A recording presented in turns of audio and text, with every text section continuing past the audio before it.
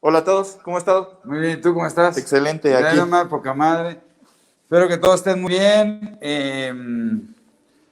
Cuidándose, ¿verdad, compadre? Cuidándose todavía, por ahí los semáforos están en naranja, pero como ustedes saben, la posibilidad latente de regresar de nuevo a rojo existe. Ya hay algunas localidades en nuestro país que ha pasado, que de naranja regresaron a rojo al existir un incremento en el número de contagios. Por lo tanto, cuídense, sigan todavía cuidándose mucho, utilicen su cubrebocas, utilicen los lentes de protección, utilicen las caretas al salir, su alcohol gel, lavándose las manos frecuentemente y todas las recomendaciones que hemos venido haciendo de manera continua.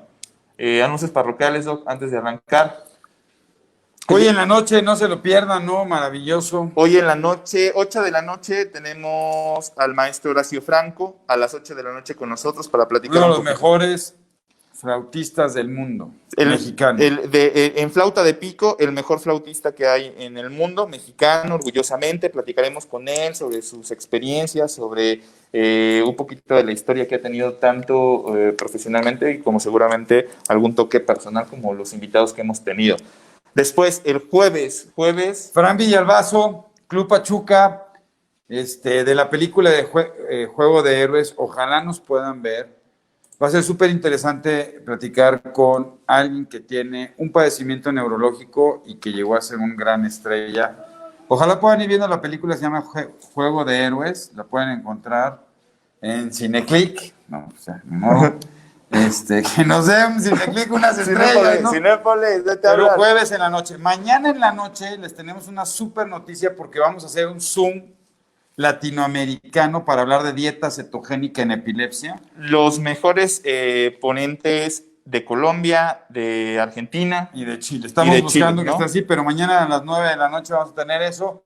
No se olviden de las cápsulas que estamos subiendo a Cerebros en Desarrollo, cápsulas de las terapeutas que nos están ayudando muchísimo. Y estamos buscando armar equipo para Power Chair Fútbol y todo lo demás que estamos haciendo. Y sorpresas bien pronto. Toda la comunidad Puma, alerta, atentos, porque viene una mega sorpresa en entrevista con nosotros y que el doctor Barragán se va a poner la de los Pumas. La de los Pumas. Muy bien. Y bueno, vamos a hablar de algo que vimos que a la gente le gustó y que está muy interesada acerca de un síndrome que se llama síndrome de Guillain-Barré. Entonces voy a hablar un poco de la historia porque sí ha cambiado grandemente y hay una gran cantidad hoy de información sobre un síndrome que cuando yo lo aprendí hace muchos años era el síndrome de Guillain-Barré.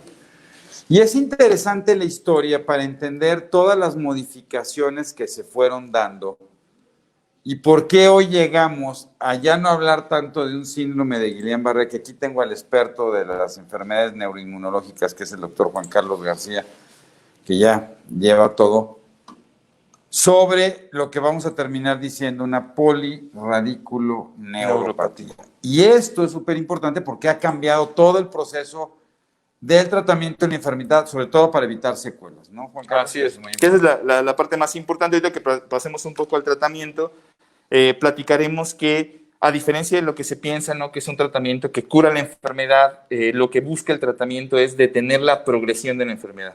La curación vendrá con el tiempo, con la rehabilitación. Delimitar y después, primero, solamente ¿no? es detener y este después proceso. vendrá el proceso de recuperación. Fíjense que es muy interesante porque el síndrome debería tener un nombre muy grande. El primero que habla de este proceso es Landry. Y Landry, a inicios del siglo pasado, finales del siglo pasado, inicios del siglo pasado, empieza a ver que había una serie de pacientes adultos que empezaban a tener una debilidad motora. ¿Qué es bien importante, Juan Carlos? La debilidad se dice que es ascendente. Así es. Que ahorita vamos a ver que no necesariamente tiene que ser así, pero se decía, es ascendente. Y algo bien importante, es bilateral, o sea, tiene que dar en los dos lados, no solo se da de una sola parte del cuerpo, tiene que ser de los dos lados, se da de forma bilateral.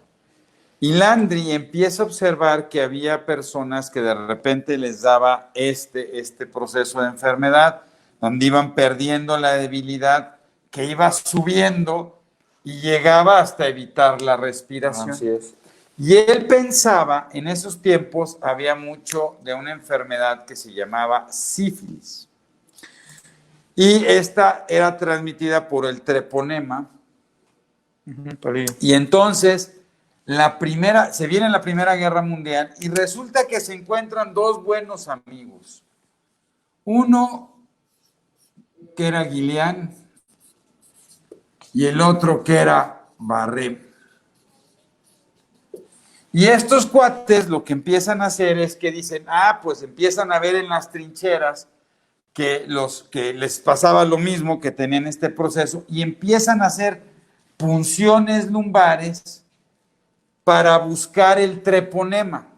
Y esto se los voy a decir, cuando hay una infección del cerebro, en el líquido cefalorraquídeo, que es un líquido que nos baña todo el cerebro y nos baña por todos lados, cuando pasa una infección como el treponema que decía Landry, había un incremento de proteínas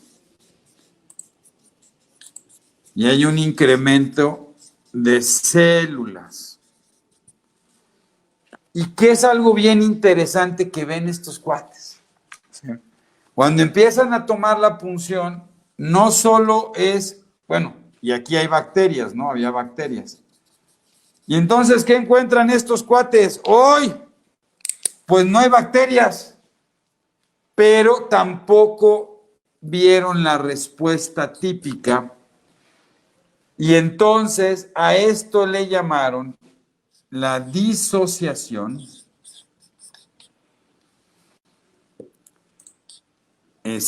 albúmino citológica.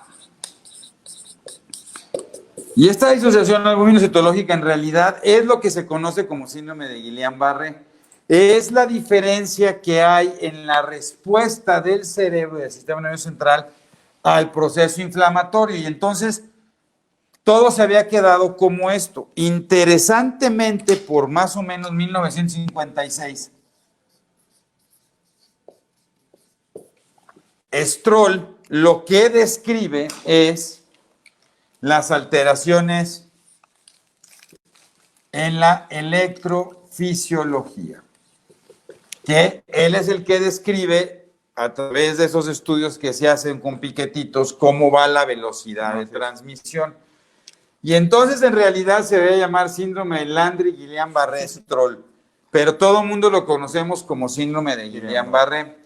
Interesante, y ahorita les voy a decir porque siempre tenemos una discusión, y es, para los muy puristas, solamente puedo hablar de un síndrome de Guillain-Barré cuando tuviera una disociación albumino-citológica. Ahora, esto lo que se vio, fíjense qué interesante, porque esto lo que se vio es que lo que afecta es la raíz, ¿no? Está el cerebro, aquí está el cerebro, baja la médula y luego de aquí está la raíz, está el nervio y llega al músculo. ¿No? Hay un líquido cefalorraquídeo que es el que está rodeando aquí al cerebro y que es el que rodea la médula. ¿Ok? Que nosotros lo que hace la punción lumbar, porque también hay una pregunta, ¿la punción es peligrosa o no es peligrosa, Juan Carlos? Bueno, fíjese que eso es algo muy importante porque a los papás les da mucho miedo cuando les dices que vas a realizar una punción lumbar. ¿Qué es la punción lumbar? Es cuando introducimos una aguja, ¿no?, entre los cuerpos vertebrales o las vértebras, entre los huesos de las vértebras. En la parte baja, en la parte lumbar, hacemos un pequeño piquete donde buscamos extraer líquido, precisamente cefalorraquídeo, para hacer el análisis que comentaba el doctor Barragán, buscar las proteínas, buscar las células, buscar procesos infecciosos en algunas otras patologías, etcétera. Pero no, la realidad es que es una prueba que hacemos de manera frecuente. El líquido cefalorraquídeo, que de repente, y van a entender por el chiste, ¿no?, que es como el líquido de las rodillas, que es muy valioso. No es cierto. Obviamente el líquido cefalorraquídeo se sigue produciendo, hay un recambio de líquido constantemente en el día, se cree que se puede hacer recambios de hasta 4 veces por día de este líquido, evidentemente tiene que ver con el consumo de líquidos que hacemos y demás, pero el líquido cefalorraquídeo se va recambiando. Después, cuando ya está en desecho, lo que va a hacer es pasar al plasma, filtrarse en los riñones ese plasma y orinarse. Entonces, la realidad es que el líquido cefalorraquídeo se produce de manera continua. Cuando le extraemos el líquido cefalorraquídeo no significa que no lo siga produciendo o que esa pérdida de líquido que está teniendo a través de una punción lumbar donde se están solamente algunos mililitros para ser analizados pueda afectar en la evolución al niño o pueda tener alguna consecuencia. Evidentemente se busca hacerlo bajo las condiciones de seguridad ideales en todos los pacientes, con todas las medidas de higiene, de aseo, etcétera, etcétera, etcétera, con el fin de evitar cualquier proceso infeccioso en el lugar donde se va a introducir la aguja. Pero la punción lumbar podríamos establecerlo como uno de los procedimientos que realizamos con mayor frecuencia en el área de neurología y que se tiene una experiencia importante para poderlo hacer y que, bueno, es molesto, sí, en el sentido de que pues, es un piquete, atraviesa la piel, duele. Pero la realidad es que intentamos sedar a los pacientes, tenerlos con analgesia, etcétera, y la realidad es que no tenemos mayor complicación. Es importantísimo hacerlo, sí, se tiene que hacer. Es un estudio obligatorio para hacerlo. Y yo siempre les digo, es como, ¿han visto estas como cortinas, ¿no? Que son llenas de hilos, cuando uno pasa y las abre, ¿no?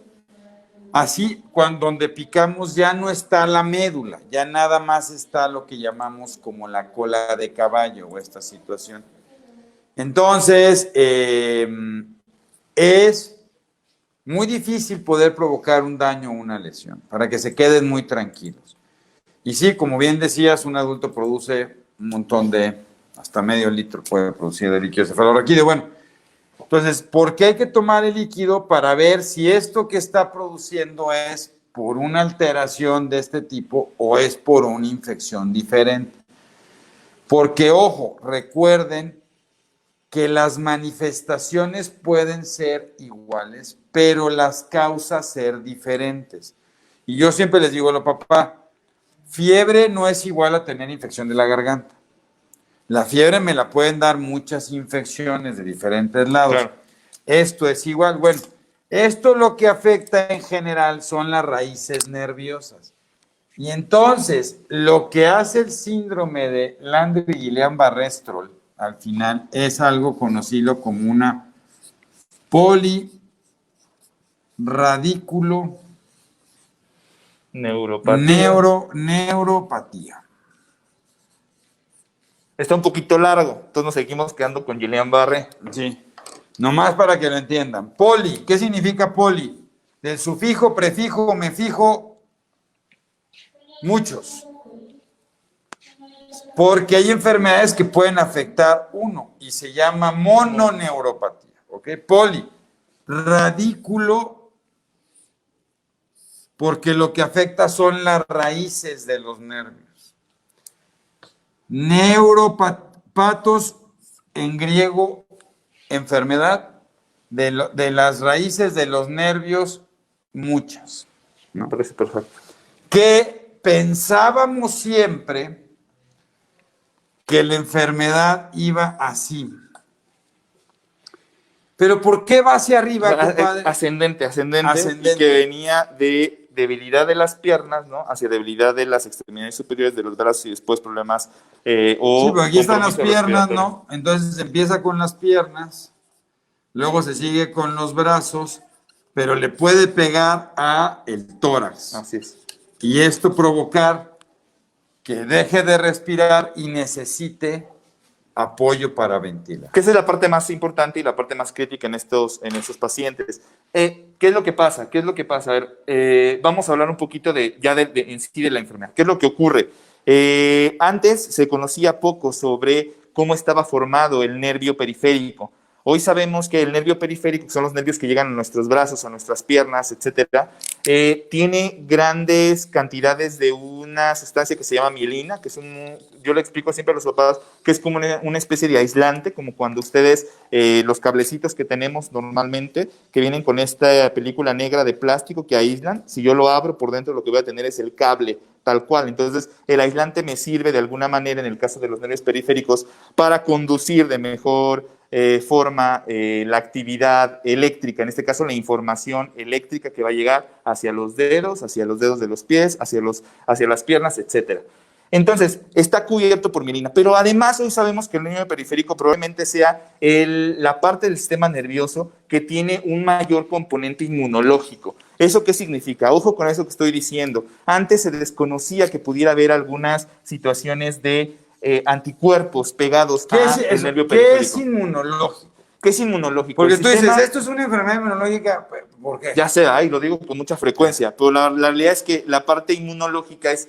El cuerpo tiene un sistema inmunológico que es un sistema de defensas, es un ejército que tenemos en nuestro cuerpo que nos ayuda a combatir diferentes infecciones principalmente que tenemos en el cuerpo, que pueden ser bacterianas, pueden ser virales, pueden ser tumores, pueden ser cualquier situación ajena a nuestro organismo que intenta atacar para poder ayudar a resolverlo. El sistema inmunológico es ese, es un ejército de defensas que nos ayudan precisamente a esto. Ahora bien, el sistema inmunológico se encuentra situado en diferentes partes del cuerpo. Incluso se pensaba que había una ausencia realmente hace mucho tiempo de este sistema inmunológico a nivel del sistema nervioso. Dijo viejo, pero está bien. No, se pensaba que no había nada de anticuerpos. Hoy sabemos que no es así. E incluso les repito, hoy sabemos que el nervio probablemente es la parte del sistema nervioso que tiene mayor componente inmunológico. ¿Eso qué significa? Que va a haber muchas defensas y muchos receptores para estas defensas pegadas al nervio. Por lo tanto, los nervios pueden ser un órgano, un punto débil dentro del sistema nervioso central para cualquier reacción inmunológica. Y es que, ¿esto qué significa? Podemos tener una infección, principalmente relacionada con alguna gripa, alguna diarrea, etcétera, que lo que provoca es que estas defensas de mi organismo ataquen esta gripa, ataquen esta diarrea, pero en ciertos casos, estas defensas en el organismo pudieran activarse en la región del nervio periférico.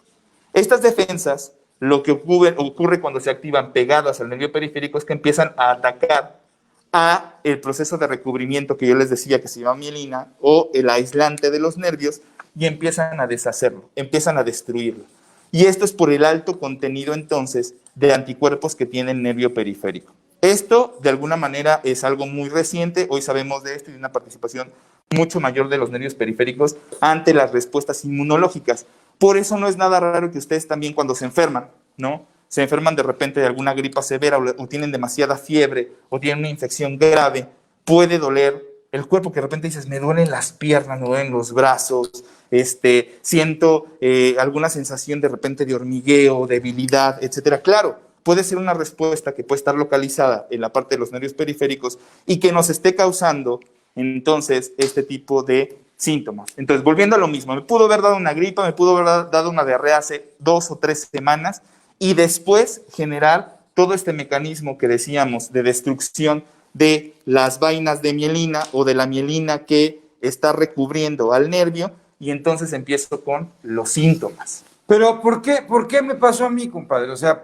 porque pues todos nos enfermamos, ¿no? O sea, tú te enfermas, yo me enfermo, espero que nadie se enferme de coronavirus y los que sean, ánimo porque la mayoría se recuperan. ¿Por qué si tú y yo nos enfermamos de la misma bacteria, el mismo patógeno, a ti sí te va a dar Guillain-Barré y a mí no? Es justo por las mismas situaciones, hablando ahorita y poniendo el ejemplo de coronavirus, justo por la misma situación donde el coronavirus puede dar de una manera más severa, o lo que platicábamos en aquella ocasión, ¿por qué de alguna forma los niños no se llegan a afectar de una manera tan importante en la mayoría de los casos? Y eso tiene que ver con la respuesta inmunológica, con el desarrollo que tengas de tu respuesta inmunológica. Usted tiene una respuesta inmune hacia las gripas, a lo mejor usted en 3 días está al 100. Entonces, eso depende genéticamente de mi condición. O sea, ¿es algo de cómo respondo yo? ¿O es que de repente tú tomaste diclorito de sodio y yo tomé más bien magnesio y zinc? Exacto. No, la realidad es que... O sea, depende de eso, ¿no? No, la respuesta inmunológica, la realidad es que depende de persona a persona. Esto es muy importante que ustedes lo sepan. Y es una pregunta bien habitual en la consulta. Por ahí el fin de semana, no recuerdo si este fin de semana o del pasado, me tocó ver en el consultorio por ahí algún paciente con Guillain-Barré, que si por ahí nos está viendo, un saludo. Y nos comentaba justamente esa preocupación porque uno de sus tíos no había tenido Guillain-Barré y ahora lo tiene él. Y entonces decían, bueno, toda la familia lo va a tener, esto se puede heredar, ¿qué va a ocurrir? tranquilos, ¿no? La realidad es que no es una situación hereditaria, ni tampoco algo contagioso, que eso es algo que también te preguntan muchísimo. Esto se contagia porque como escuchan hablar de que es por una infección y que si le dio gripe y que si no le dio gripa, esto se contagiará. O sea, a lo mejor es un bicho que sí da esto. No es así. Lo que ocurrió es que mi cuerpo reaccionó de una manera exagerada ante un proceso infeccioso algunos días atrás. O justo en el periodo donde empieza la enfermedad, a lo mejor tuve diarrea y el cuerpo exageró la respuesta por anticuerpos, se confunden estos anticuerpos y empiezan a destruir entonces la mielina. Dame un minuto nomás para saludar a Débora, a Leticia Villarreal hasta Monterrey, muchas gracias. Espérame. Saludos a Roger Luna. Roger Luna. Roger Luna. ¿Qué onda? ¿Cómo estás? Gracias por seguirnos. Gracias. Roger siempre nos Desde El Salvador, ¿no? Desde El Salvador. Salvador, un abrazo. Mi Clau, muchas gracias. Juan Carlos Reyes, hasta El Salvador también. A Todo por Emi, como siempre. A Pasasa, muchas gracias. María José, aquí María José, estamos. un abrazo. Todo por Emi otra vez. Abrazos, saludos. Emi, gracias por todo. Abrazos. No, es que si no se nos va.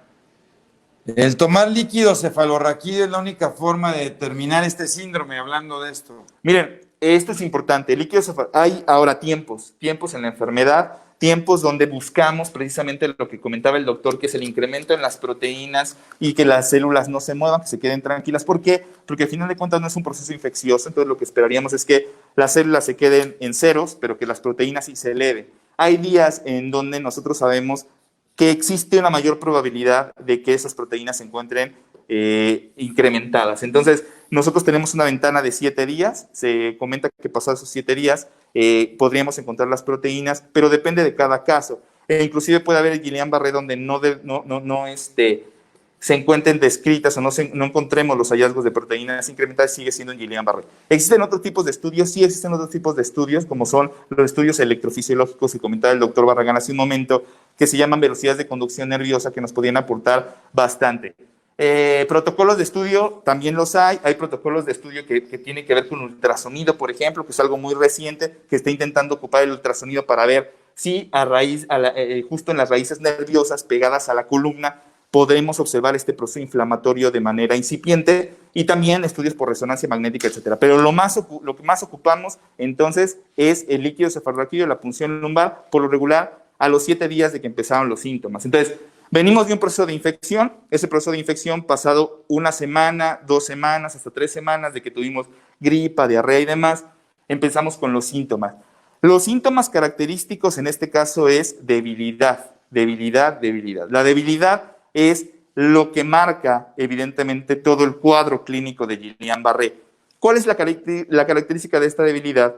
Y que es diferente a lo que hemos comentado anteriormente con la hipotonía y todo lo que hemos venido arrastrando, es que esto viene de un paciente sano que no tenía ninguna condición y que de pronto empieza con dificultades para caminar porque se siente muy débil, las piernas se doblan, deja de tener fuerza en las piernas, y posteriormente a esto continuamos con las situaciones de incremento en la debilidad, pero aparte de la progresión en la debilidad, lo que ocurre es que va subiendo esta debilidad, va incrementando la debilidad hacia la parte de arriba, y entonces ya no solamente tenemos implicadas las piernas, aquí un problema con la computadora.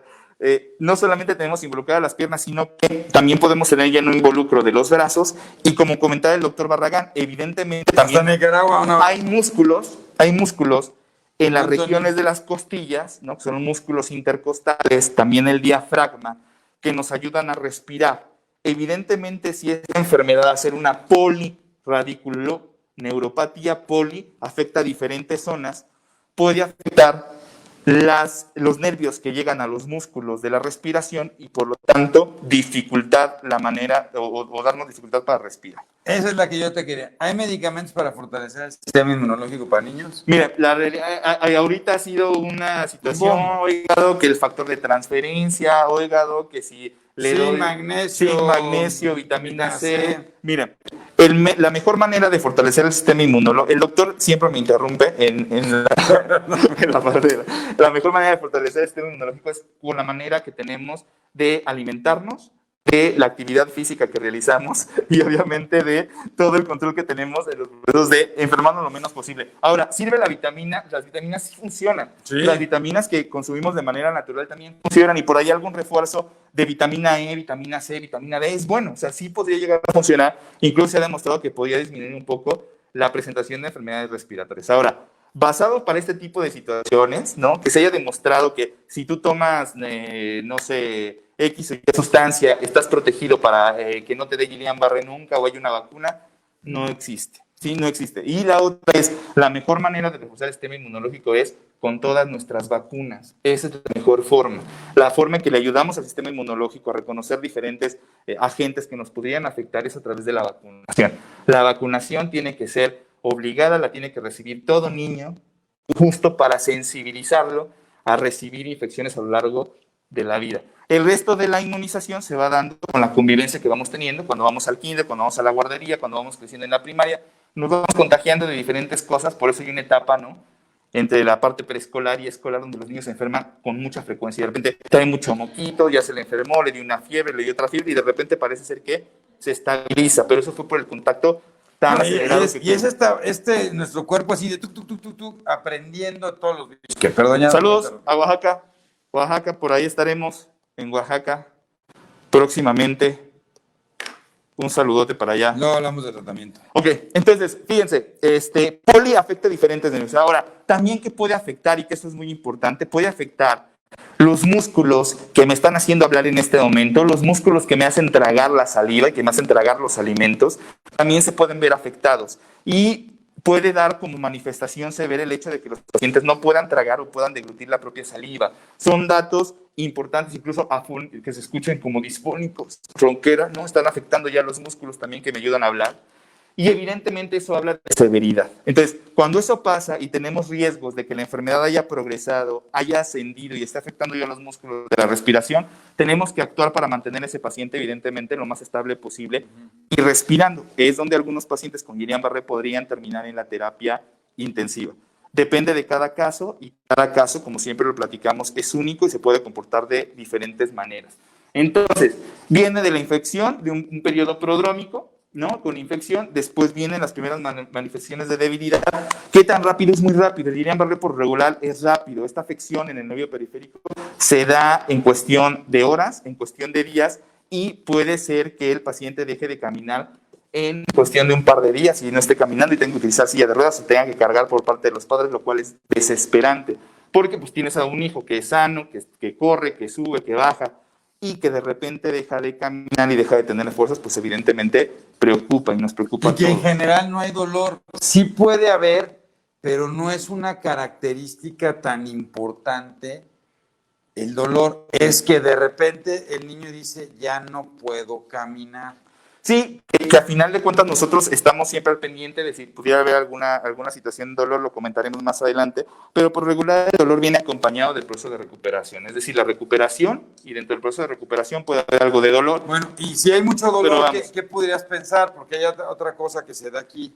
Mire, aquí tenemos siempre que descartar, y lo más importante, cuando nosotros hacemos una valoración de problemas de debilidad, tenemos que diferenciar en dos posibilidades. Debilidades agudas. Recuerden que estamos en este proceso donde venimos de un paciente sano que de repente empieza a tener problemas de debilidad y que muchas de las ocasiones no le impiden caminar. Entonces tenemos que hacer una diferencia entre procesos que tengan que ver con el músculo, ¿sí?, y procesos que tengan que ver con el nervio. En este caso estamos hablando de un problema de nervio periférico, no del músculo como tal.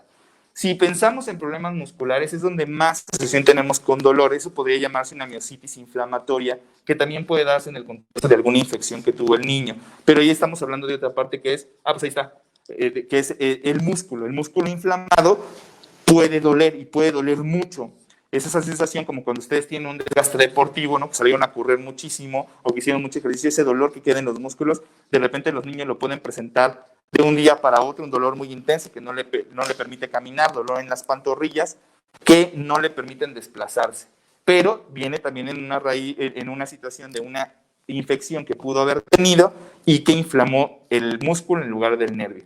Pero sería parte de las situaciones diferenciales. Ahora, ¿por qué es tan importante tener una valoración para determinar que el paciente pudiera tener Guillain-Barré o alguna otra situación, porque al final de cuentas nosotros en el ejercicio neurológico tenemos que saber que realmente es un proceso de inflamación de las raíces nerviosas y que no es un proceso propio de la médula espinal. Eso es muy importante. Entonces, en la exploración que nosotros realizamos, que eso es muy, muy importante, es determinar que lo que no esté inflamado es la médula, que lo que esté inflamado son las raíces nerviosas y el nervio periférico. Si fuera la médula, evidentemente tenemos que echar a andar otras circunstancias, otro tipo de estudios, incluyendo resonancias magnéticas de todo el eje, para podernos dar cuenta de toda la médula, para podernos dar cuenta qué es lo que está dañando a la médula, qué es lo que está oprimiendo a la médula y qué es lo que está obstaculizando que la médula trabaje de forma adecuada. Entonces ahí estamos hablando de síndromes medulares, que es otro tema que a lo mejor tocaremos más adelante, pero ahorita el punto es un proceso inflamatorio que en la mayor parte de los casos tiende a ser reversible de forma satisfactoria, siempre y cuando se dé un tratamiento, un seguimiento, una rehabilitación de manera adecuada. Entonces, una vez que tenemos esto, ya tenemos al paciente identificado con debilidad. 7 días, hacemos una punción lumbar, se confirma que es Guillain-Barré, echamos a andar y utilizamos también las velocidades de conducción nerviosa, volvemos a confirmarlo, etcétera. ¿Qué es lo que nos interesa? Y como papás ustedes, ¿qué es lo que les interesa? Y siempre les digo a los residentes, el ejercicio más importante es, ok, ya lo tienes diagnosticado, ya sabes que es una situación periférica, que es desmielinizante. Ahora, habrá que ver varias situaciones. ¿Para qué nos sirven estos estudios neurofisiológicos? Nos sirven para 2 cosas. Uno es para confirmar el proceso de enfermedad, porque el proceso es un diagnóstico clínico, es decir, nosotros los revisamos los reflejos, por regular no están presentes los reflejos de las extremidades que estén intervenidas, que estén dañadas, entonces no tenemos reflejos y las extremidades evidentemente están débiles. Y esto es por el proceso donde se perdió esa cobertura que yo les decía, aislante de mielina.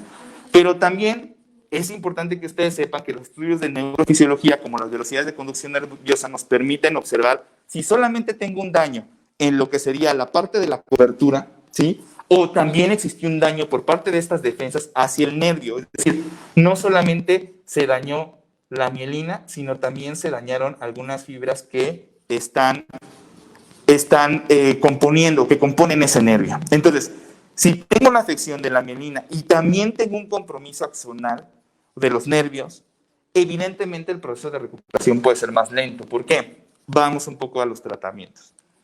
¿Qué es lo que vamos a hacer? El tratamiento va a incluir una serie de medicamentos o de maniobras que vamos a tener que hacer para intentar detener esta respuesta anormal que está teniendo este grupo de defensas sobre el nervio periférico. El tratamiento, hay 2 tratamientos que podemos utilizar de manera aguda, oportuna, precisa y que ya han demostrado una eficacia prácticamente similar. El primero, y que probablemente sea de los más utilizados, se llama inmunoglobulina o gamma globulina. Eso se puede colocar, es de una administración mucho más sencilla, se hace a través de un acceso venoso periférico, se coloca una venoclisis y se puede pasar la gamma globulina, siempre con todo el cuidado, premedicación, porque puede causar algo de alergia, etcétera, etcétera. Tiene que ser en un centro especializado para esto y con monitoreo continuo, porque este tipo de tratamientos podrían causar efectos adversos agudos y severos. Entonces, se hace un monitoreo, se va monitoreando la frecuencia cardíaca, la respiratoria, los niveles de glucosa, etcétera, etcétera, etcétera, para ver que pase sin ningún problema. Segundo, podemos utilizar lo que se llama plasmaféresis. La plasmaféresis es un procedimiento donde se coloca un catéter hacia uno de los vasos más grandes del cuerpo o algún vaso disponible grande en el cuerpo que nos permita, por lo regular es arriba en la parte de arriba del tórax, pegadito a lo que sería la clavícula. ¿Qué es el plasma? Porque si me dices que me vas a cambiar el plasma, compadre, yo te digo, cámbiatelo tú y... En términos, a grosso modo, y volvemos a repetir, lo vamos a repetir porque es información para padres, el plasma va a ser un componente de la sangre, exactamente. Es un filtrado de todo esto que se va metabolizando día al día con la sangre, que tiene que ver con cantidad de líquido y demás, pero que es un componente importante dentro de los vasos sanguíneos y que es un componente de la sangre. ¿Qué es lo que hacemos con este recambio plasmático? Precisamente eso. Lo que intenta hacer la máquina es, a través del catéter que se coloca pegada a la clavícula, es extraer un volumen importante de sangre, hacer un recambio de plasma, ¿no? Y entonces intentar hacer un barrido a través de una máquina que filtra la sangre. Lo estoy hablando en grosso modo y de manera realmente simbólica para que ustedes y yo me dé explicar con ustedes más bien. Entonces, lo que hace es barrer con la mayor cantidad de anticuerpos que están afectando, en este caso, están flotando en el plasma. Que están en el plasma, lo barre y metemos plasma nuevo, ¿no? Intentamos meter, por decirlo de alguna manera, plasma nuevo y barremos esa cantidad de anticuerpos que podrían disminuir entonces la respuesta inflamatoria hacia el nervio periférico. Estos dos mecanismos son los que hoy en día se encuentran indicados para manejar el proceso de polirradiculoneuropatía desmielinizante aguda o Guillain-Barré, ¿sí? Ahora bien, este tratamiento que nosotros damos... Pero perdón, ya, te interrumpo lo menos posible. Aquí es importante porque... Ahorita les prometemos que vamos con las preguntas. En 5 minutos. Sí, nomás es importante. El plasma no toca glóbulos rojos. No me cambia la personalidad. Okay. No me va, o sea, la plasmaféresis no va a hacer que mi hijo sea diferente, porque realmente lo único que hago es cambiar el líquido que rodea todos los elementos formes. Exacto. Ahí es donde están los anticuerpos que están atacando. El plasma que yo tengo tiene los anticuerpos que están atacando mi nervio y lo importante es tratarlos de barrer. La inmuno, la gamma globulina, ¿qué hace, compadre? Entonces, aquí barro los anticuerpos y trato que sigan inflamando el proceso. Sí. La gamma globulina. La gamma globulina lo que va a hacer es ocupar espacios que en teoría, y lo volvemos a decir, lo platicamos para ustedes, papás, va a llegar a colocarse en los espacios donde tenemos una unión entre estos anticuerpos y los antígenos que están ocasionando que exista la respuesta inflamatoria. Entonces, la gamma globulina va un comentario muy simpático de los secundarios, dice que ojalá cambiara la personalidad, que ya hubiera transfundido un par de personas. Pero bueno, entonces se coloca y protege de alguna manera el nervio con el fin de que pudiera recuperarse. Ahora, respecto a lo que comentábamos, estos tratamientos, este par de opciones terapéuticas que tenemos, lo que va a ocasionar es que se detenga la enfermedad. Solamente detener el progreso de la enfermedad y que el nervio se siga dañando más y más y más y más. Le pone un stop a el proceso de respuesta de anticuerpos que está teniendo el organismo de manera desorganizada y exagerada. Ahora, ¿de qué depende la mejoría? La mejoría depende de la rehabilitación. Entre más pronto, mejor. Mientras más pronto, mejor. Claro. ¿Hasta qué momento yo puedo poner gamma globulina o plasmaféresis? Depende de cada caso, es muy importante. La realidad y lo que tienen que ustedes saber, nosotros ya nos basamos en otras cosas, que son las manifestaciones clínicas, el revisar al paciente y demás. Pero lo que tienen que saber es que mientras más pronto se ponga, si yo estoy en esta ventana incluso de los primeros 7 días, de las primeras 2 semanas, aquí es donde es más... Todavía podríamos aplicar el tratamiento con ciertas ventajas. Hay casos muy severos donde incluso ha pasado más tiempo y aún así lo intentamos, pero mientras más pronto se dé el tratamiento, mejor, porque evidentemente voy a detener mucho más rápido esta respuesta de los anticuerpos. Ahora, por ahí de seguro va a haber preguntas sobre si la mejoría depende solamente de la rehabilitación. La mejoría depende de muchas cosas. Depende de inicio de la enfermedad, qué tipo de enfermedad me dio, fue muy leve, fue moderada, muy severa. A eso iba cuando decíamos nosotros en el ejercicio que hacemos día con los residentes es, ok, ya lo diagnosticaste, pero demos un pronóstico, que eso es muy importante para los padres. El pronóstico, como lo marcó aquí el doctor Barragán, más o menos nosotros lo vamos a determinar a 6 meses. Si se dan cuenta, entonces es una enfermedad aguda, grave, rápida, pero que la recuperación va a ser muy lenta, porque no le estamos dando al cuerpo algo para recuperarse, solamente estamos deteniendo la enfermedad. Entonces, 6 meses tengo para recuperar la marcha. ¿De qué depende esto? De muchas situaciones. ¿Cuál es la gran ventaja que tenemos nosotros? Que atendemos niños, no atendemos adultos. Por lo regular en los adultos, y conforme la edad va incrementando, se va enlenteciendo el proceso de recuperación. Entonces, atendemos niños. ¿De qué otra cosa depende? Muchas veces depende de muchas escalas que utilicemos nosotros. Pero depende de si tuvo diarrea, por ejemplo, en el momento del diagnóstico, cuando nosotros lo revisamos, si tiene un cuadro diarreico o tuvo un cuadro diarreico, puede ser que intervenga un poquito en el proceso de recuperación. ¿Qué otra cosa interviene? La severidad. ¿Qué tan severo fue en escalas funcionales el cuadro cuando nosotros revisamos al niño? ¿Eso qué significa? ¿Solo dejó de caminar? O no solamente dejó de caminar, sino que ya no puede pararse, ya no puede dar pasos. ¿Qué otra cosa?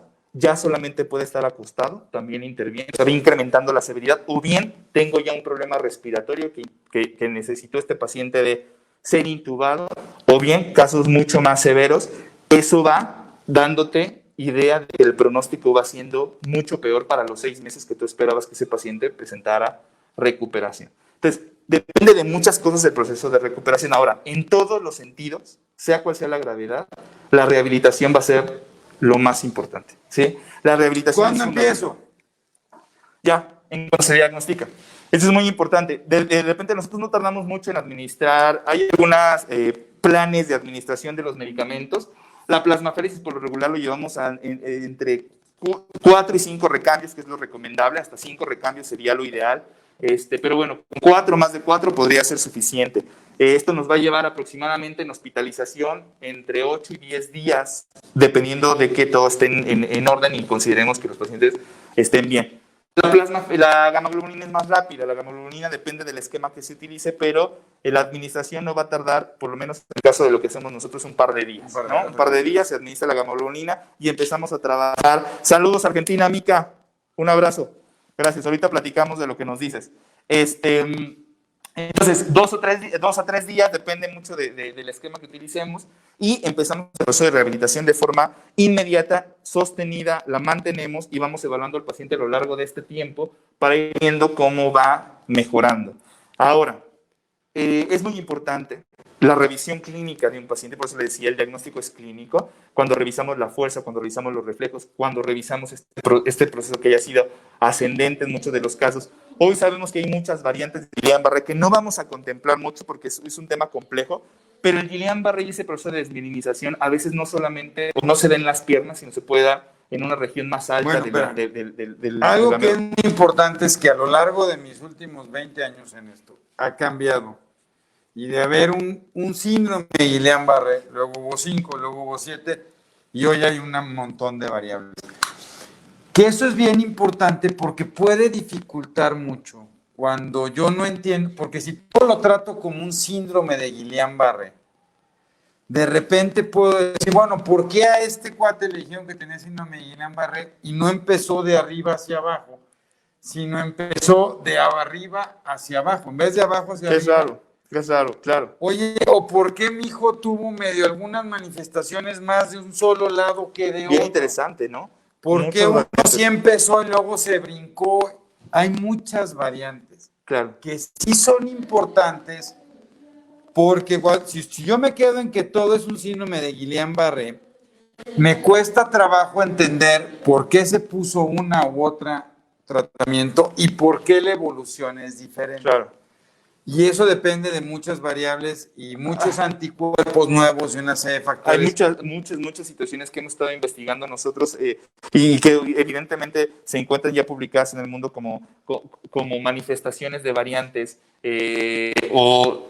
no sabía cómo hacer la traducción de overlaps o procesos donde está encimada una enfermedad con Guillain-Barré, por decirlo de alguna manera. Que se están como entremezclando. Exactamente. Y tengo que decirles que el maestro Juan Carlos García, ya un experto mundial, está proponiendo y va a sacar su hipótesis sobre esto que más, porque se estaba hablando del overlapping, que era como tener diferentes síndromes que dan diferentes manifestaciones, y yo creo que más bien la idea que me encanta de Juan Carlos es todo un espectro de un trastorno inmunológico que da diferentes manifestaciones. Sí, lo platicaremos en algún momento, tocaremos esos datos de algunos pacientes que pudieran y que hemos notado que podrían tener otro tipo de presentaciones con antecedentes inmunológicos en vías respiratorias, en otras áreas. Ahora, sí, como decía el doctor, en casos raros, podría solamente afectar, por ejemplo, la parte del cuello, el brazo, ¿no? El brazo y la parte de la deglución, por ejemplo. En otros casos podría dejar, en casos muy severos, un estado de coma. Es difícil llegar a esos diagnósticos, incluso a nosotros en el hospital, teniendo los recursos que tenemos para poder diagnosticar a los pacientes. A veces nos cuesta trabajo el poder identificar que existan procesos de variantes de Guillain-Barré que hayan condicionado un estado de coma en un niño de un día para otro. Eso es difícil de saberlo, pero afortunadamente hemos tenido la experiencia de poderlo llegar a hacer. Entonces ya hablamos de tratamiento, la otra parte es rehabilitación para poder mejorar y pues listo. Listo. Dentro de eso creo que de las partes más gruesas que teníamos Sí, y acuérdense que es mejor tratar de pensar en qué es importante decir, esto ya fue una secuela o esto todavía está en un fenómeno de recuperación. Sí. ¿Y cuándo puedo decir ya lo que tienes es una secuela? ¿Y por qué es importante decir esto es secuela y esto no es secuela? Mira, eso es muy importante. A pesar de que nosotros nos ponemos un tiempo de 6 meses, recuerden que ese tiempo es para la marcha. Pero si el cuadro fue muy severo, pueden existir afecciones en los brazos o en las piernas que no se resuelvan en 6 meses y tarde un poco más de tiempo. Nosotros prácticamente vamos a instaurar este tiempo, miren, que dice aquí, un año de seguimiento, para que nosotros podamos entender si eso se va a constituir en una secuela. Y porque eso es lo que le interesa mucho a los papás. Oye, esa marcha que tiene, ¿no? Que es una marcha característica, ¿no? Que de repente como que tira las piernas, ¿no? Cuando camina se le va a ir quitando, cuándo va a recuperar los reflejos, cuándo va a volver a recuperar X o Y situación en la movilidad. Esto es muy importante porque nosotros tenemos que ir entendiendo el proceso de recuperación en cada uno de los pacientes. Pero después de un año tendríamos que empezar a sospechar que eso sí podría mantenerse como una secuela. ¿Sí? Mi secuela es que no va a recuperar ad integrum ese movimiento. O sea, que va a seguir mejorando, pero no lo va a recuperar ad integrum. Oye, ¿el Guillain-Barré deja secuelas intelectuales, cognitivas? No, eso es importante. Si llegara a pasar eso, lo más probable es que sea por otras situaciones no asociadas, exactamente, por complicaciones que obviamente nos originó el síndrome, pero no directamente por la patología que ya vieron de la enfermedad. Entonces no afecta cognitivamente, pero sí en la parte motora. Otra situación que decía el doctor, no es nada raro que los pacientes con Guillain-Barré en el proceso de recuperación sí puedan presentar dolor. Entonces, el dolor es algo que se tiene que manejar, es muy desagradable porque no te deja llevar un buen proceso de terapias. Entonces, ojo con eso. Los pacientes puede ser que en la primera parte recibían el tratamiento, dejaron de moverse, no caminaban y no les dolía, no tenían dolor. Pero ya en el proceso de recuperación y de reintegración, ¿no? De la fibra nerviosa, sí podemos tener algunas sensaciones de dolor o parestesias que son como hormiguitas en el cuerpo, calambres, sensación de descargas, sensación ardorosa en los nervios, etcétera, etcétera. Y eso hay que tratarlo para evitar que el paciente suspenda la rehabilitación, que es la parte más importante.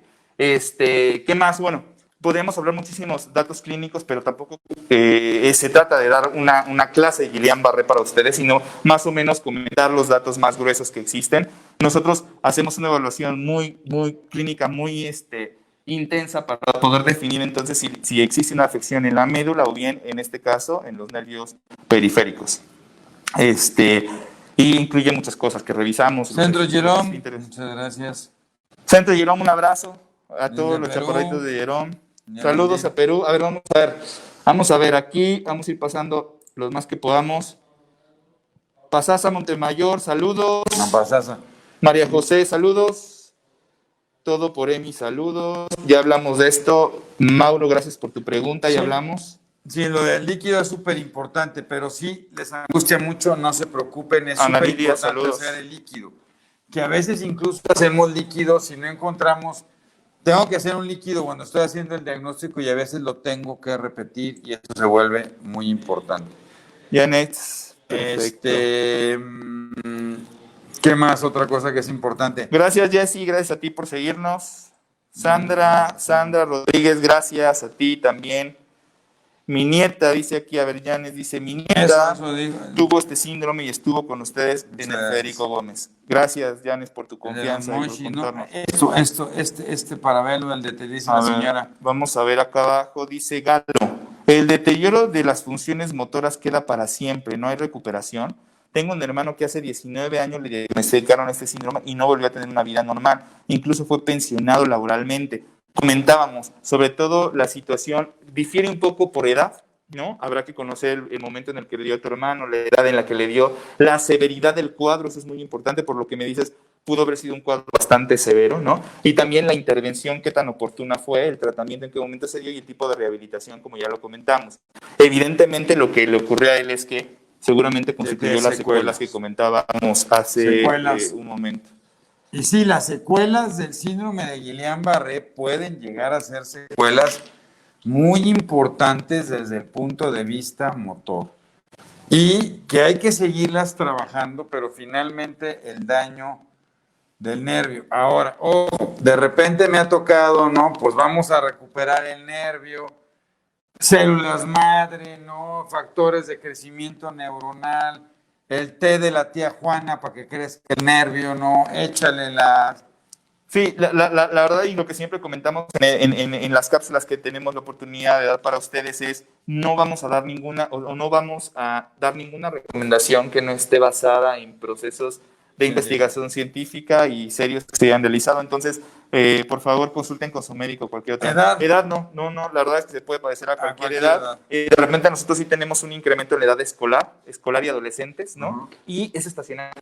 Otra cosa es estacional. Que ahorita hemos tenido también algunos cambios que estamos analizando, ¿no? Porque de repente nos llega mucho Guillain-Barré. Estamos en esta parte, pero un poquito desde abril, ¿no? Abril, mayo, junio, julio, agosto, son meses que nos llega mucho Guillain-Barré. Y la otra también, bueno, de repente llega a compartir algunos ciclos con influenza. Eso es porque influenza causa una gripa severa, te da influenza y podría desencadenar el proceso inflamatorio. Ojo, las vacunas siempre se tienen que aplicar, que era otra de las preguntas. ¿Es que la vacuna de influenza me puede dar Guillain-Barré? Vacúnate contra influenza. Es más probable que te dé Guillain-Barré por una influenza mucho más severa que realmente por lo que te causa la vacuna. ¿Qué más? Sí, hay que vacunarse. Ya platicamos de eso. No tiene nada. Saludos de Oaxaca. Saludos, Iván. Pues yo espero que ya lo comentamos, Sandra, de la gamma-globulina, por supuesto que sirve para mejorar. Existen otras, a lo mejor a lo que te refieres, existen otras variantes que ya no son polirradiculoneuropatías agudas, sino que se convierten en algo crónico, ¿no? Es algo mucho más largo, y ahí los tratamientos con inmunoglobulina tienden a ser más largos, pero en este caso, para este síndrome, que es el Guillain-Barré, que es agudo, la gamma-globulina sí sirve para detener. Ya hay gamma-globulina subcutánea que se aplica para estos síndromes crónicos. Saludos, Abigail, un abrazo. Carla Ramírez, también saludos desde Chiapas, saludos hasta Chiapas, que todo esté bien por allá. Gracias a ti otra vez. Sony Pérez, ok, vamos a ver. Excelente tema, dice Aurora. Pues muchas gracias. Muchos saludos desde Coyoacán. Cuídense, tratamientos, pregúntenle siempre a su médico. Lo más importante es si se tienen que hacer los estudios de punción lumbar. Si algún familiar dice, oye, quieren hacer una punción lumbar, háganselos, son seguros en general, haciéndolos en manos expertas, no tienen problemas. Y mañana no se olvide, bueno, hoy en la noche, ¿no? Un tema muy interesante con un flautista excelente, Horacio Reyes. Horacio Franco a las 8 de la noche, hoy no se lo pierdan, por favor, va a estar súper bueno. Vamos a platicar con Horacio Franco hoy. Pues gracias a ustedes más bien por la información. Bien, un abrazo, gracias. Rosa Laura, Gris, como siempre, implante coclear, terapia auditiva, saludos. Daí Sánchez, saludos a todos, muchos saludos, muchas gracias. El jueves, Frank Villalbazo va a estar con nosotros, Club Pachuca, vean la película Juego de Héroes. Tenemos estamos tratando de conseguir otras entrevistas exclusivas que los ayuden a motivarlos. Busquen, por favor, en Cerebros en Desarrollo, en la página de YouTube, Cerebros en Desarrollo, todas las terapias que vamos subiendo una por día. Y aprovecho, antes de terminar, para agradecerles a todos por el apoyo que nos han dado, no solo en sus donativos en especie y económicos, sino también cuando estamos leyendo en el chat, ¿no? Y vemos que nos dicen ánimo, cómo están, que preguntan por nosotros, que estamos todavía aquí en la pandemia dándole duro. No saben cómo nos ayudan saber lo que están del otro lado. Muchísimo, entonces, Doc, hoy en la noche Horacio Franco, mañana por la noche, y les estaremos anunciando en el transcurso del día la hora donde nos vamos a conectar para platicar sobre la experiencia de dieta cetogénica, no solamente en México, sino en Colombia, sino en Chile y estaremos también en Argentina. Es una experiencia extendida a toda Latinoamérica. Espero que nos puedan acompañar el día de mañana. Frank Villalbazo el jueves por la noche y estaremos ya esperando nuevas sorpresas para la próxima semana. Vayan sacando sus playeras de los Por favor, si necesitan algo, consideran que podemos ayudar, temas interesantes, avísenos, mándenos. Hay temas muy interesantes, pero que son temas muy específicos y que probablemente pues valga la pena tratarlo más pero vamos a tratar de tratar todo. Por ahí dice alguien, hay cápsulas, por favor, el síndrome de West, hay 2 o 3 cápsulas que ya fueron hechas, están en Cerebros en Desarrollo. Son bastante buenas cápsulas. Véala, ahí explicamos la enfermedad, el tratamiento y todo lo demás, ¿no? Pues listo, Doc, estamos ya llegando al tiempo de cerrar. Listo. Saludos a todos los que nos Fuerte escribieron. abrazo. Muchas gracias. Cuídense muchísimo. Que Mónica, Dios los bendiga. saludos. Esclerosis, ¿pero cuál? Muchas esclerosis. Sí, pues habrá que hablar múltiple o habrá que hablar a lo buscar mejor de toda la expresión de las enfermedades inmunológicas. Y el domingo esperamos tenerles una sorpresa en el de AMKIM. Es perfecto. Que hablamos el domingo de enuresis, no se lo pierdan. En la Chéquenlo, asociación. un tema que nos han preguntado mucho, ya está ahí en la red de YouTube de la asociación, está en YouTube también de la Asociación de Médicos del Hospital Infantil de México. Chequen enuresis es un tema que nos encargaron mucho y que ya está tocado ahí por expertos. Cuídense mucho, un abrazo Un fuerte a todos. abrazo, Dios los bendiga. Nos que estamos estén muy bien, viendo. nos estamos viendo pronto. Cuídense, adiós. Adiós. Chao.